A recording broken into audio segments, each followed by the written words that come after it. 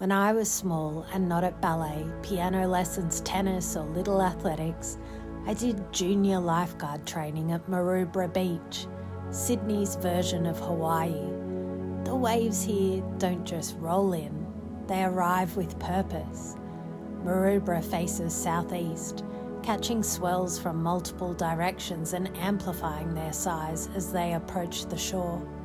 On a good day, you might ride waves 2 or 4 feet high, sometimes reaching up to 30 feet, roughly the height of a 3-story apartment building. You quickly learn 2 things. 1, you must swim like your life depends on it, because it does. And 2, you probably need a screw loose in your head to even think about riding a big wave. Not just a little loose, really loose. The kind of looseness that lets you look at a wall of water the size of a building and think, yeah, I'll try that. Most beginners surf at Bondi. Bondi is polite. Waves break evenly, forgiving mistakes, giving the illusion of control. Tamarama and Bronte are trickier, but Maroubra doesn't care about your ego, your skill, your childhood dreams. It'll knock you sideways, steal your board, or carry you out to see if you can paddle back. Body surfing, sometimes even riskier. That ocean is a chaotic dentist testing your tolerance for panic. Watching the Bra Boys documentary, I realised why people do it anyway. The Bra Boys aren't just surfers, they're the world's largest surfing gang. Based in Maroubra, laughing, screaming and challenging the ocean all at once, they treat Maroubra like a dangerous dance partner. Respect it, fear it, maybe lose your mind a little, and somehow they emerge exhilarated, alive and full of stories worth retelling. When you start thinking bigger, far beyond Maroubra, Garrett McNamara on the shore of Nazaré, Portugal, 2011, staring at a wall of water taller than a 10-story building. He takes a deep breath and is towed into the wave and is suddenly inside a skyscraper of liquid glass. Seconds feel like hours, the force threatening to crush him, and yet he emerges drenched, breathless, alive, 100-foot monster conquered. Rodrigo Kosaha paddles into the same theatre of chaos, shadows the liquid of mountains rolling towards him. He drops into an 80 to 100 feet tall, feeling both tiny and infinite. When he emerges victorious, the world knows courage can be written. Then there's Maya Gabeira, who faced skepticism all her life. Women weren't supposed to surf waves like Nazaré. In 2018, she paddled into a 73.5-foot wall of Atlantic fury. The wind whipped, the ocean tried to swallow her. But she moved with grace, fighting fear and fatigue, and when she emerged, the world cheered, not for her gender, but for her unyielding courage. Kay Lenny, the maverick, paddled into Jaws, Hawaii, a place where waves hit like falling skyscrapers. Every drop demanded perfect focus. One mistake could be fatal. Yet he danced along the crest, body and mind in harmony with chaos, emerging alive, smiling, knowing he had touched the edge of human daring. And finally, Andrew Cotton approached Nazaré like a warrior preparing for battle. Waves tossed aside smaller surfers with ease. He dropped into a monster that dwarfed everything he had seen. Time slowed, fear surged, but his skill kept him upright. A wave carried him like a hurricane and spat him out, leaving him shaken, exhilarated, alive. A living testament to what humans can survive when daring meets the ocean's wrath. And when I think back to Maroubra, Sydney's version of Hawaii, no skyscraper waves, not quite Nazaré, but chaos enough to test a child's courage. On big days, The waves reach 30 feet, about 3 stories high, roughly the height of a modest apartment building. Standing on that sand, feeling the pull of the ocean and imagining the sheer power behind each swell, I understood. Surfing is part courage, part insanity, part stubborn refusal to accept limits, and humour, definitely humour, because if you can't laugh at the ocean trying to kill you, you might as well pack it up and go home. I wonder if you can notice how anxious thoughts arrive like waves. Some are small waves, daily annoyances that brush your ankles. Some are medium, testing your balance, tugging at your patience. And some are large like Maroubra in a storm, sudden, powerful, hard to ignore. And skyscraper waves like Nazare, those are the overwhelming fears, the life-altering moments. Each one carries energy, force, and a demand for your attention. And you can allow yourself to simply notice this pattern. You don't need to fight every wave. You can observe, breathe, and prepare.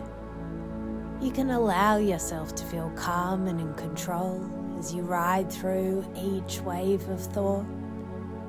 Perhaps you'll be curious about how different things feel when you imagine paddling forward or lifting over the swell. Staying in the present pull only drags you under. But imagining a future where you move through or beyond creates space, choice, movement. I wonder if you can notice how your anxiety shifts as you imagine riding each wave safely. And sooner or later, you may realize that simply picturing yourself on the other side of the wave changes everything. Now you can ask yourself, if I act or think this way, how will anxiety respond? And very likely, you'll see that small waves respond with little resistance. Medium ones may fight harder. Larger waves may roar back, demanding attention. But skyscraper waves, they show their size, their drama, but they too eventually pass. Perhaps you'll be pleased to discover that by predicting the response, you already gain a sense of mastery. And I'd like you to discover something else, how flexible your perspective can become. A wave doesn't have to mean danger. It can be a challenge inviting courage. It can be a teacher reminding you of strength. It can even be a dance partner, awkward, wild, but still inviting movement. You can choose how to respond to these anxious thoughts. And it might surprise you to notice that the very same swell once feared can be framed as a test, an adventure, even a story worth retelling. And maybe you'll enjoy noticing that not every wave must be ridden. Some deserve bold action, leaning forward, taking the drop. Some invite compromise, adjusting, waiting for the right angle. And some suggest a pause, floating calmly, letting the water pass. You can experience courage and clarity now. What matters most is that each choice is deliberate, and it feels rewarding to know you are not helpless, but selective. Now, with your permission, you can imagine something new. Step back and watch from the beach. See the skyscraper wave roar, but feel no need to enter it. You sense the power, but you remain separate, safe, steady.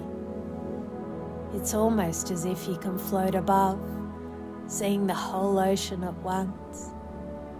Every wave, every surge, yet untouched.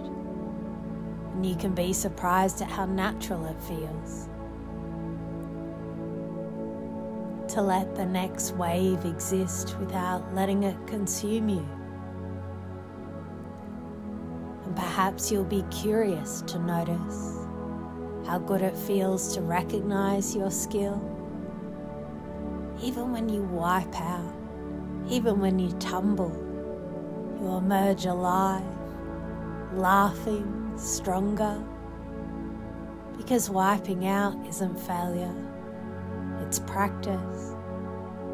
You can experience this resilience now as you notice yourself rising again, no matter what. And you can allow yourself to be pleased, to feel the pride of each deliberate action, the satisfaction of skillful choice, the humor of being human in the surf of life. And sooner or later, you'll discover how this applies everywhere, not just in the surf, not just with anxious thoughts, but in daily life, traffic, conversations, decisions, fears.